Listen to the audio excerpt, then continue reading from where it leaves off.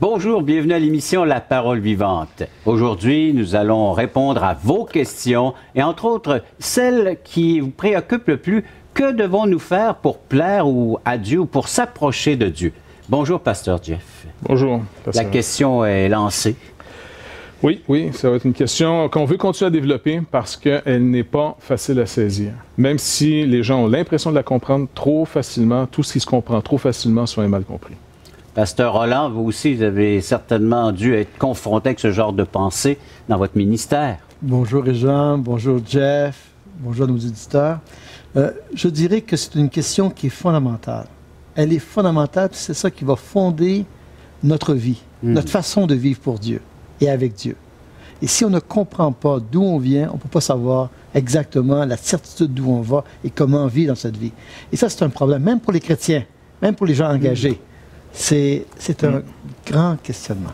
La question d'aujourd'hui, que devons-nous faire pour plaire ou pour nous approcher de Dieu? C'est le thème que nous abordons aujourd'hui à l'émission La Parole vivante.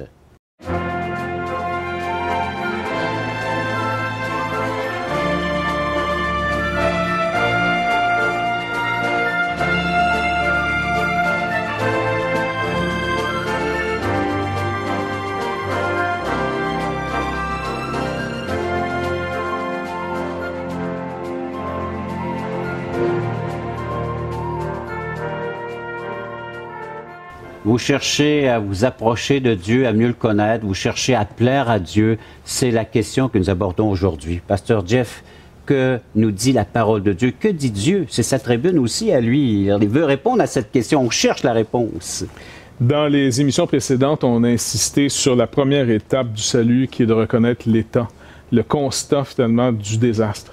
Et c'est pas quelque chose d'agréable parce que c'est ce que Jésus nous rappelle quand Jean écrit son évangile, ce que l'homme va chercher à fuir. La lumière est venue dans le monde ou chez les siens ont refusé cette lumière, l'ont rejetée, ils ont préféré les ténèbres parce que leurs œuvres sont mauvaises.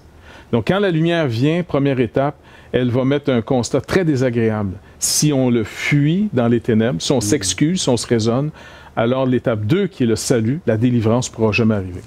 Ça va être encore ce qu'on veut ramener pour en arriver à mieux saisir la bonne nouvelle. Puis aujourd'hui, dans notre société, on fait le constat. Les gens ne veulent pas ou ne désirent pas, tout en cherchant Dieu, une réponse à leurs questions. Mais ils ne veulent pas la réponse de Dieu. Ils ne veulent pas recevoir justement ce que Dieu déclare. Et c'est ça le problème.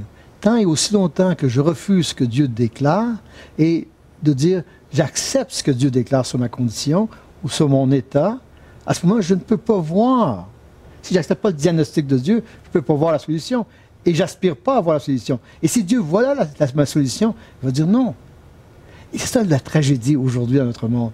Les gens disent non au projet de Dieu, à la solution de Dieu pour l'homme. Pourtant, les religions en général, sinon toutes, nous enseignent qu'il faut faire quelque chose. C'est vrai. Et encore une fois, toutes les religions sont là pour nous relier à Dieu. La religion veut dire relier à Dieu.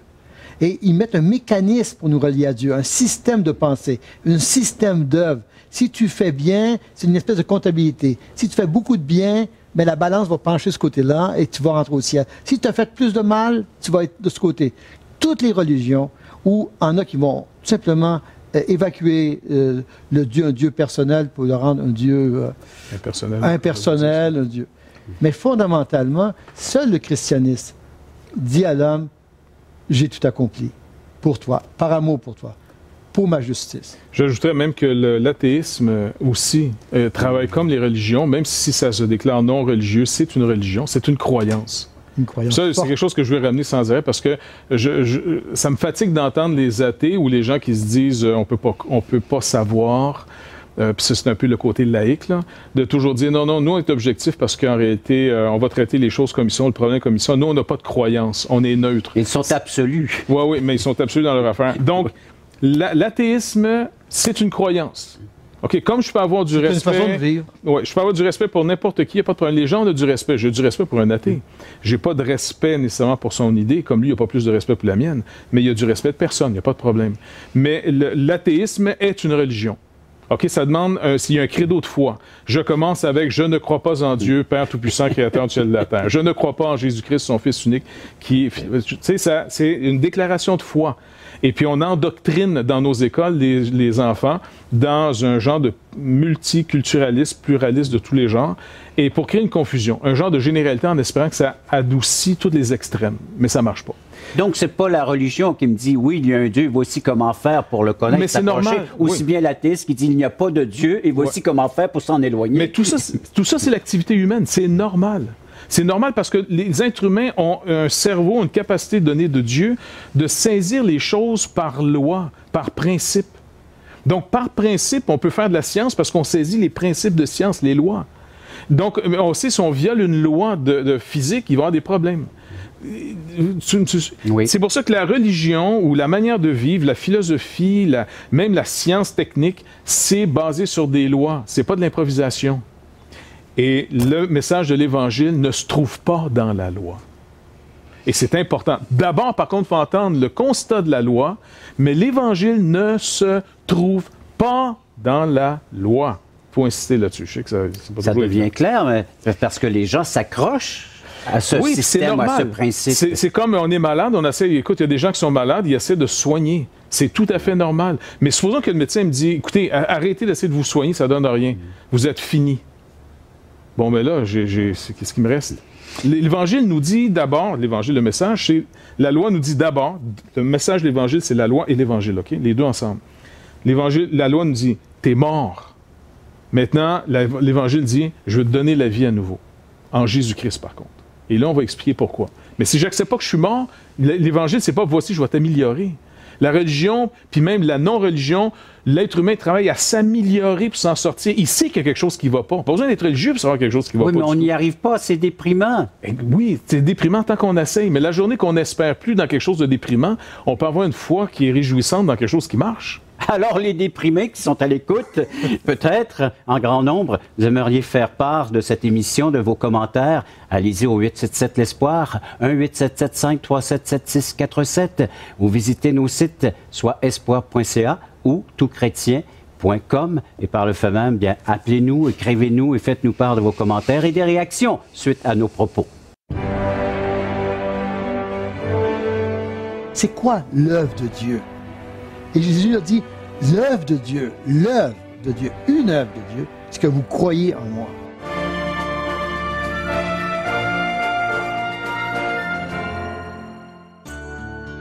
Vous êtes invité à assister à l'un de nos merveilleux déjeuners de l'espoir. Un déjeuner causerie gratuit partout au Québec.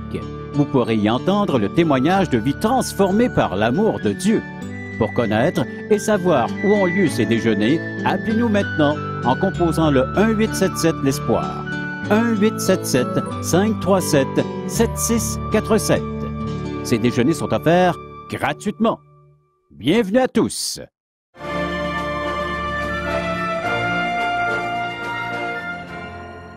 La question à laquelle nous répondons aujourd'hui, c'est votre question. Combien d'efforts dois-je faire pour plaire à Dieu, pour avoir une place en sa présence? Que dit la parole de Dieu à ce sujet et que dites-vous? Je dirais, si on ne comprend pas que nous n'avons rien à faire, nous avons seulement à recevoir. Parce que nous reconnaissons que nous avons besoin justement de l'œuvre de Dieu. Ça, c'est fondamental. Et si on ne comprend pas que l'œuvre de Dieu, à l'époque, là, les gens, ils ont été voir Jésus en disant, c'est quoi l'œuvre de Dieu? Et Jésus a dit, l'œuvre de Dieu, une œuvre de Dieu, c'est que vous croyez en moi. Et fondamentalement, si on ne va pas à Jésus, si on ne croit pas en lui, ce qu'il a fait, nous n'avons rien devant nous. Il n'y a pas d'espoir possible. On le dit, mais parce que la parole de Dieu le dit, parce que Dieu le dit. Mais est-ce que mon cœur l'accepte? Est-ce que je veux l'accepter? Parce que dans mon humanité, c'est je résiste. Mais dans l'esprit ou dans ce que Dieu déclare, dit Seigneur, tu as raison.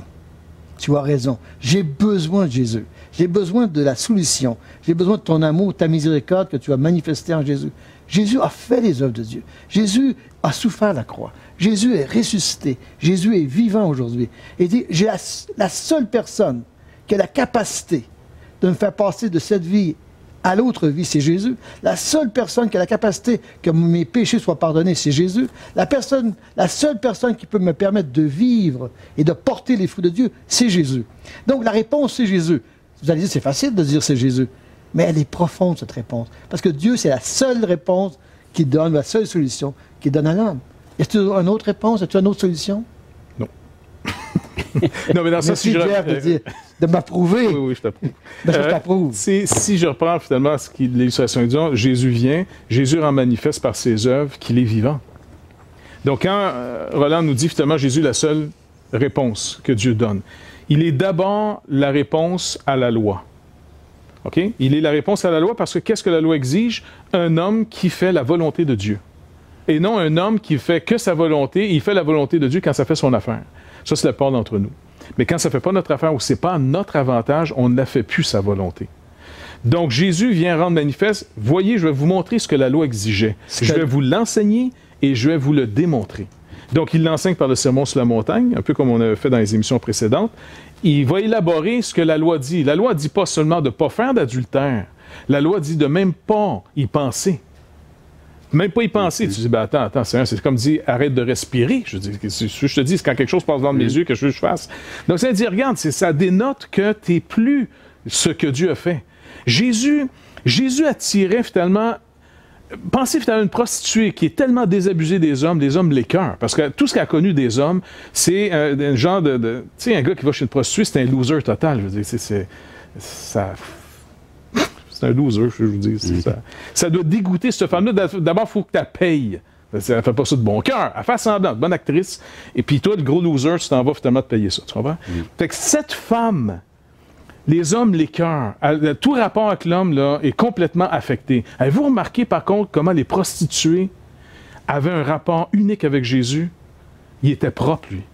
Il était propre. Il n'était pas juste propre qu'il ne faisait pas qu'il se retenait.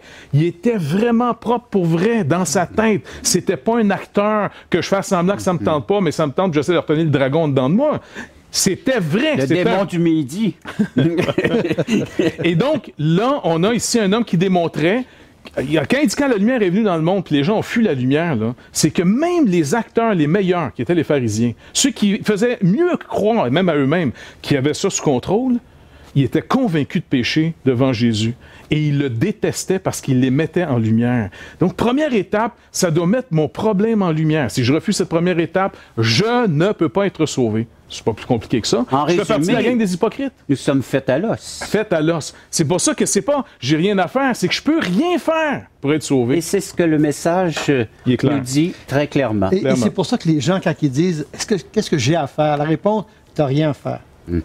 Ouais, même on peut appuyer en disant tu peux rien faire, sinon reconnaître ta pleine condamnation. Et puis même les gens vont dire oui, mais j'ai accepté Jésus ou j'ai reçu Jésus, mais je dois faire quelque chose après. La réponse est non. Tu vas produire quelque chose, mais tu ne dois pas faire quelque chose pour gagner quelque chose. Et ça, c'est encore... Et toutes les questions pointaient dans cette direction-là. Qu'est-ce que je dois faire pour aller au ciel? Qu'est-ce que je dois faire pour l'amour de Dieu? Vous êtes confronté à l'instant même avec votre système de pensée. Il y a des chocs, des entrechocs.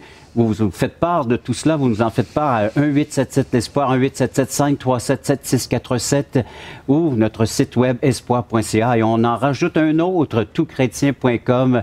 Ne soyez pas gênés, allez-y ouvertement et puis téléphonez, écrivez vos commentaires comme certains l'ont fait et on répond à vos questions. C'est le but de nos émissions afin de pouvoir regarder ensemble vos pensées, la pensée de Dieu. C'est sa tribune, c'est votre tribune et c'est un service gratuit à vous d'en profiter. La foi en Dieu, c'est croire ce que Dieu déclare. L'homme est pécheur, l'homme meurt. Dieu donne Jésus-Christ, celui qui met sa foi en Jésus-Christ, en lui seul, est sauvé et va dans l'éternité avec Dieu.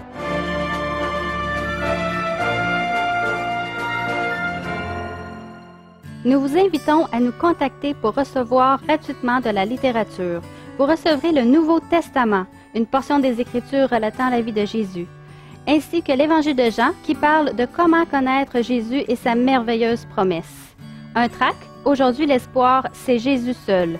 Et finalement, un livre de relations d'aide sur la Bible de June Hunt, qui nous parle que la Bible est la source suprême de la révélation du sens de la vie. Alors n'hésitez pas à appeler, c'est gratuit.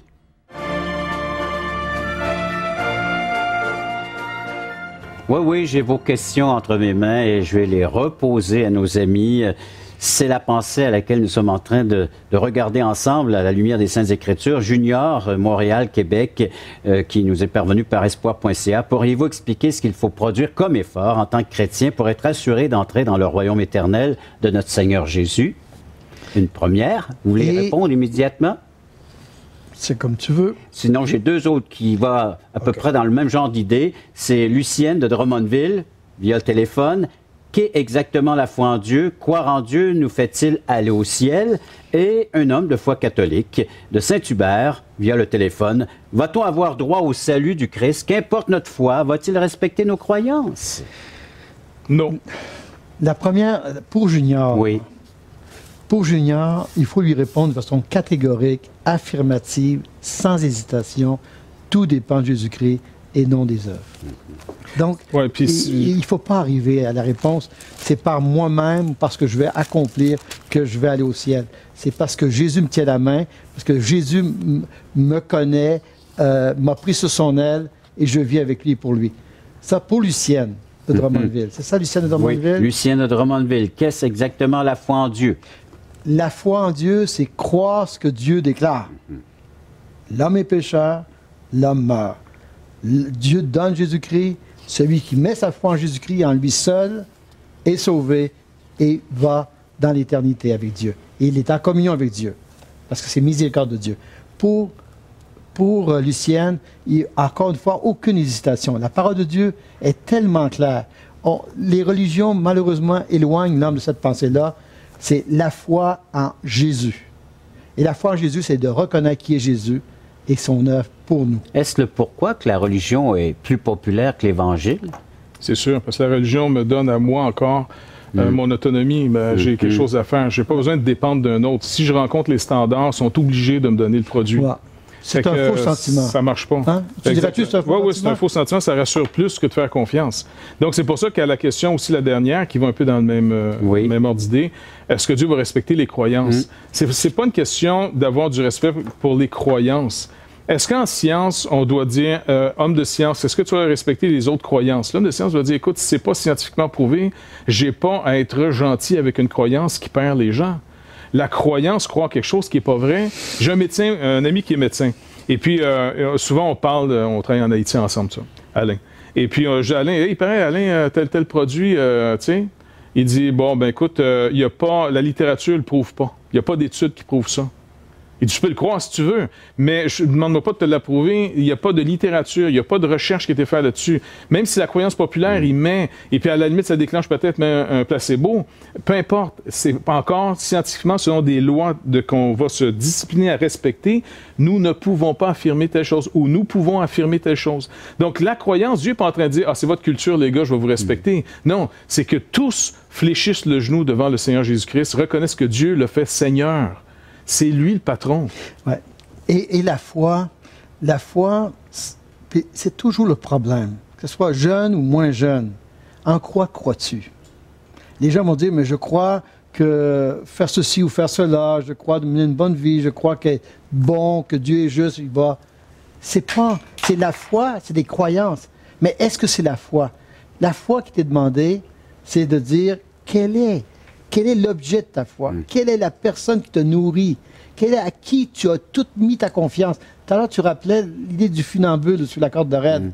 Tu sais, en quelque part, il s'est tourné dans cette histoire, si je la continue. Cette histoire, il a dit, personne ne voulait le suivre. Il a été voir son gérant, il a dit, toi, tu as confiance en moi, embarque sur mes épaules. Et le gérant l'a fait, avec toute la peur qu'il avait. Mais ça ne dépendait pas du gérant. Ça dépendait de celui qui était capable de nous faire traverser de l'autre côté. Il y a une personne. Si on n'est pas dans le désespoir, il n'y a pas personne sous le ciel. Il y a une personne que je peux embarquer sur les épaules et j'ai la certitude qu'il va me traverser de l'autre côté. La seule personne, c'est Jésus. Si je pense de le faire, c'est impossible. C'est ça qu'il faut dire. La foi, c'est ça. Et tout le monde qui dit qu'ils veulent ajouter à ça. ajouter, que les religions, que les penseurs disent, si tu fais ci, si tu fais cela, tu vas être quelqu'un. Ce n'est pas vrai. C'est faux. Et c'est là qu'il nous faut marteler le point. La foi est envers une personne, Jésus-Christ, qui a manifesté les œuvres de Dieu, qui a manifesté la gloire de Dieu et qui a manifesté le salut de Dieu. C'est Jésus et Jésus seul. Et si on n'arrête pas là, à ce moment-là, tout le reste est inutile. Parce qu'on va travailler, on va se fatiguer, on va s'écœurer, on va tout simplement aller s'épuiser, se fatiguer. Donc, c'est un transfert de foi qui est demandé, réclamé par Dieu lui-même. C'est de la transférer en son Fils bien-aimé, en Jésus-Christ seul. Lui peut vous faire passer des ténèbres à son admirable lumière et de la condition spirituelle de mort à la vie. Un transfert de foi. Vous nous contactez via le téléphone 1-877-l'Espoir, 1-877-537-7647 ou espoir.ca et toutchrétien.com. Donc, si le croyant a été authentiquement racheté et régénéré par le Seigneur Jésus-Christ, il ne peut plus être perdu après. Il faut que ça soit clair, ça. Sinon, ben écoutez, faisons de la religion et puis les meilleurs gagnent.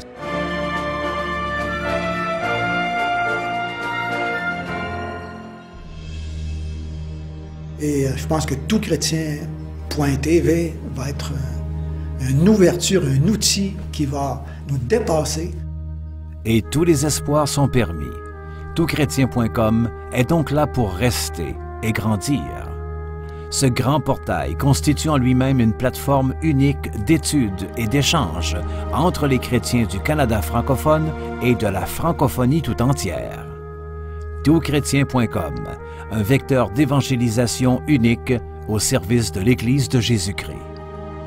Pour les gens qui ont envie de vivre une relation avec Jésus-Christ, je crois que là, ils vont trouver quelque chose qui ressemble à leur temps et qui répond à des besoins de tous les membres de leur famille.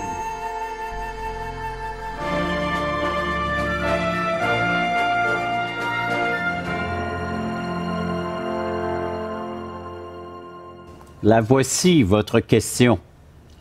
Elle est de Monica, la ville Saint-Laurent, Québec, province de Québec. Le site espoir.ca, c'est là qu'elle nous a écrite. Elle nous dit, écoutez attentivement cette question, elle concerne plusieurs personnes, je crois, qui ont ce genre de pensée. Peut-on perdre le salut si je fais du mal? Est-ce que je suis toujours sauvé ou Dieu peut-il ôter mon nom dans son livre de vie?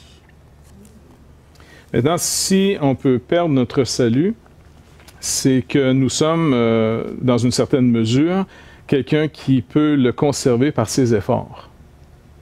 Alors, on ne peut plus dire que le salut vient de Dieu seulement, il vient de Dieu et de moi. Alors, inévitablement, on va remettre de la religion en vigueur. On va remettre des règles, on va remettre des choses à faire. Non pas peut-être parce qu'on croit, dans le christianisme en général, tout le monde, même catholique, protestant, évangélique, réformé, tout le monde croit, et ça, il faut mettre cette notion claire, parce qu'il y a souvent du folklore un peu là-dessus. Tout le monde croit que la vie éternelle est donnée gratuitement. Okay? Certains le croient par le sacrement du baptême, comme dans la théologie catholique. D'autres le croient sur la simple foi du croyant, dans l'aspect plus réformé de la foi. Mais tout le monde croit qu'il est donné, le salut, gratuitement. Il n'est pas mérité. Le problème, c'est que certains croient qu'on doit le conserver ou le développer, l'amener à maturité. D'autres croient que non. Si le salut a été donné une fois pour toutes. Et moi, je crois que les Écritures nous enseignent que le salut n'est pas un processus à développer, n'est pas quelque chose qu'on ajoute la justice de Dieu plus la nôtre qui fait que ça scelle puis ça garde. Le texte, c'est Hébreux chapitre 10. Verset 10 nous dit, en faisant référence à ce qui vient d'être dit, que Jésus était venu faire la volonté de Dieu. Il dit, c'est en vertu de cette volonté que nous sommes sanctifiés, donc mis à part, par l'offrande du corps de Jésus. Quand on parle ici de l'offrande du corps de Jésus, on parle seulement de sa crucifixion. La croix. Il a subi notre condamnation une fois pour toutes. Donc, c'est plus répétable, on ne répète pas c'est une fois pour toutes. On se rappelle ce sacrifice, mais on ne le refait plus jamais.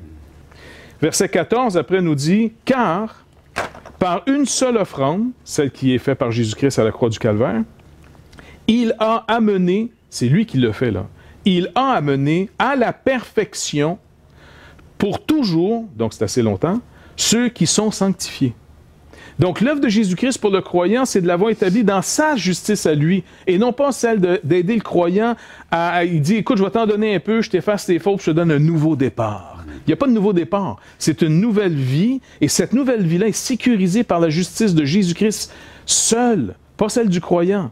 Donc, si le croyant a été authentiquement racheté et régénéré par le Seigneur Jésus-Christ, il ne peut plus être perdu après. Il faut que ça soit clair, ça. Sinon, ben écoutez, faisons de la religion et puis les meilleurs gagnent. Donc, l'Évangile n'est pas le fait de devenir meilleur, une meilleure personne. Non. Pour cette dame là, qui pose cette question-là, elle dit, moi, je ne peux pas avoir accepté Jésus. Dans ce sens que j'ai reçu la déclaration de Dieu, je me suis humilié, j'ai dit merci Seigneur. Après, j'ai l'obligation de mener une bonne vie. Et si je fais mal, est-ce que je perds quelque chose? C'est ça fondamentalement. Est-ce qu'il y a un risque pour moi? Il n'y a pas de risque. C'est pas parce que tu fais mal. Le mal, c'est que quand tu fais mal, tu as toujours le pardon de Dieu, tu as toujours la miséricorde de Dieu en Jésus-Christ. Il est toujours là pour pardonner. Et pas te permettre de faire le mal, mais quand tu as la conscience du mal que tu as fait... Même, comme un père nous discipline, Hébreux 12. Dieu vient et il pardonne. En Jésus-Christ, il nous pardonne. Donc, on a une assurance, on n'a pas à vivre dans le désespoir, puis dans la dépression, en disant, je dois encore faire plus. C'est déjà, je suis libéré. Je suis un homme, une femme libre, et je peux vivre ma vie pleinement en Dieu, en Jésus-Christ, parce que j'ai été libéré une fois pour toutes en Jésus. Et j'ai la certitude, ce que Dieu a accompli à la croix, il va l'amener à la fin. Mais entre-temps, je suis un homme, je suis une femme, j'ai des faiblesses, je vais pécher, je vais dire des choses, je vais faire des choses qui ne sont pas selon le cœur de Dieu, et je vais devoir revenir à Dieu. Dire, papa, pardonne-moi, j'ai fait une gaffe, j'ai fait une faute, je t'ai fait de la peine, mais j'ai fait de la peine aussi aux gens autour de moi. Et à ce moment-là, Dieu dit, je te dis que je vais te pardonner. Il n'y a aucune faute que je ne te pardonnerai pas.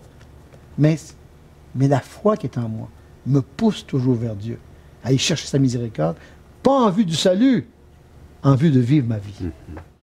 Merci beaucoup de nous avoir répondu à toutes ces questions et entre autres à cette dernière question de Monica. Donc, un salut assuré, un salut permanent, un salut acquis par l'œuvre de Jésus-Christ qu'on obtient par la foi seule. Merci d'avoir été à l'écoute de cette autre émission et c'est un rendez-vous pour la prochaine émission de La Parole vivante.